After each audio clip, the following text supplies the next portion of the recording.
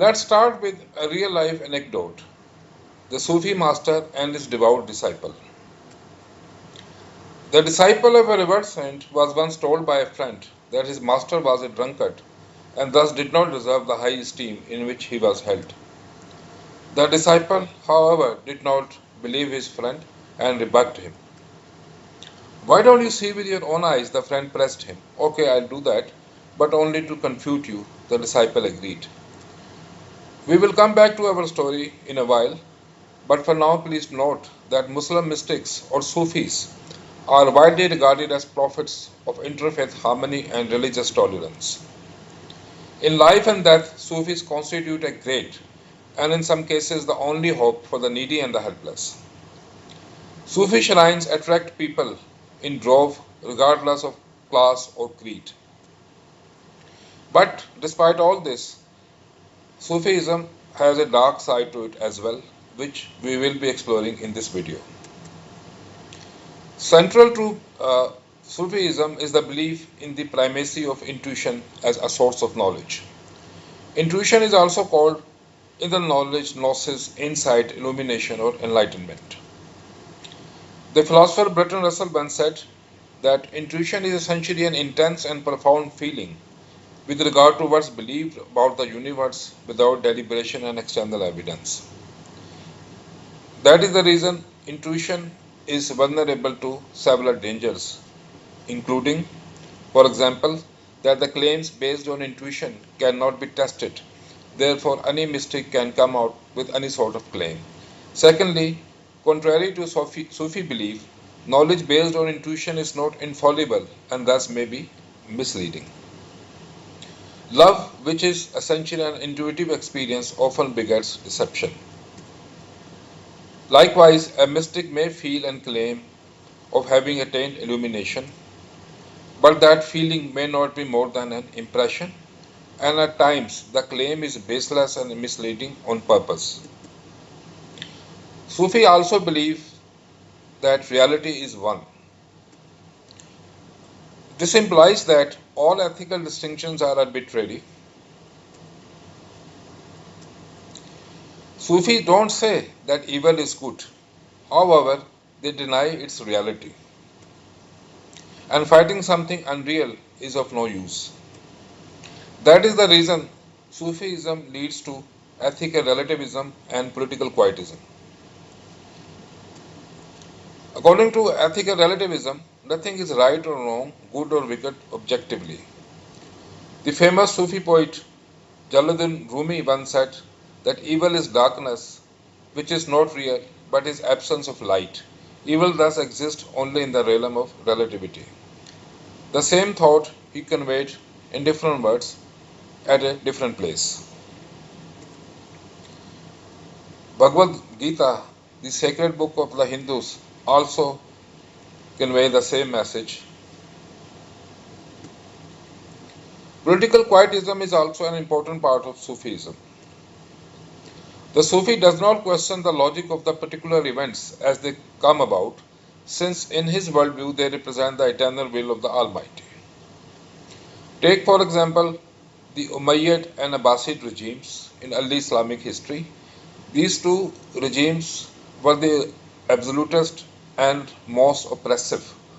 However, not a single Sufi ever raised voice against these regimes. At times, Sufis even blessed oppressive regimes. Take the example of the 13th century saint Khwaja Muinuddin Chishti, whose shrine in Ajmer Sharif is the most visited shrine in India. He accompanied Shahabuddin Ghori, who defeated Prithviraj Chauhan and founded the Muslim government regime in India, and Muinuddin Chishti accompanied Shahabuddin Ghori to Ajmer. He settled in Ajmer but did not oppose the forcible conversion of Hindus to Islam. Another major notable saint was the 14th century Nizamuddin Aulia, whose shrine in Delhi is also one of the most revered shrines in India. Nizamuddin Auliya blessed several military campaigns of the king Alauddin Khilji, one of the most tyrannical rulers in India. In 1606, Sikh leader Guru Arjan Dev was tortured to death by Mughal Emperor Jahangir on religious grounds. However, the leading Sufi saint at that time, Sheikh Ahmad Sarhindi, termed the Guru's execution a great victory for Islam. An integral part of Sufi experience is ecstasy. The typical way of reaching ecstasy is through purification of the heart and illumination of the mind. However, ecstasy can also be reached in alternative ways, including the use of drugs. The philosopher W.T.O. Stace once stated that drug experience is not just like the mystical experience, it is the mystical experience. In fact, the line between insanity and mystic experience is not always clear. Common to both mysticism and insanity are 7 characteristics like hearing voices, hallucinations, and feelings of transformation and transcendence. Philosopher Plato once said that poetry is divine madness. Maybe the same is true of mysticism. Mysticism may also arise out of an acute sense of guilt.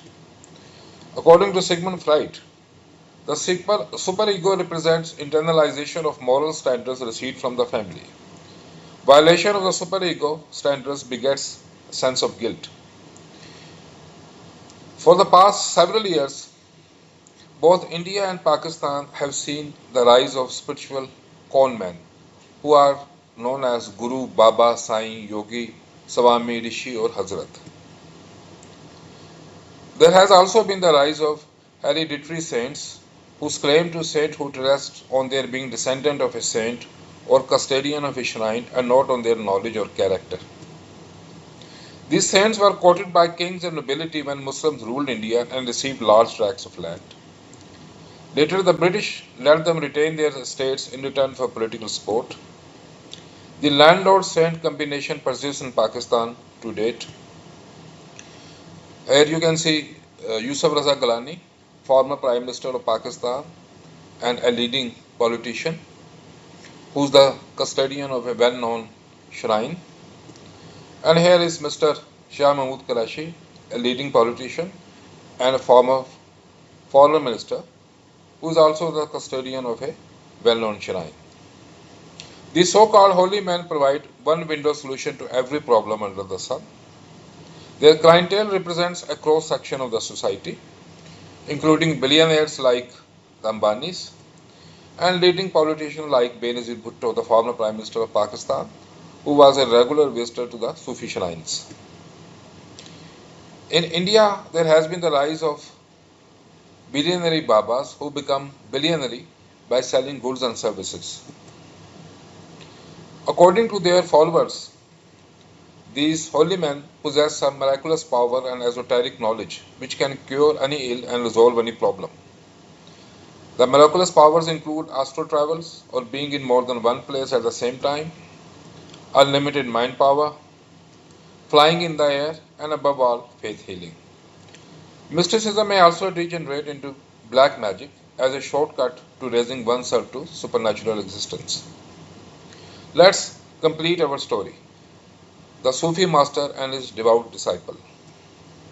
The two friends hid themselves behind the curtain in the saint's chamber. In a while, the Sufi master entered the chamber, took out a bottle of wine, and began to drink. Hey, I warned you. Now that you have seen it with your own eyes, you must part ways with your master, the friend said to the disciple.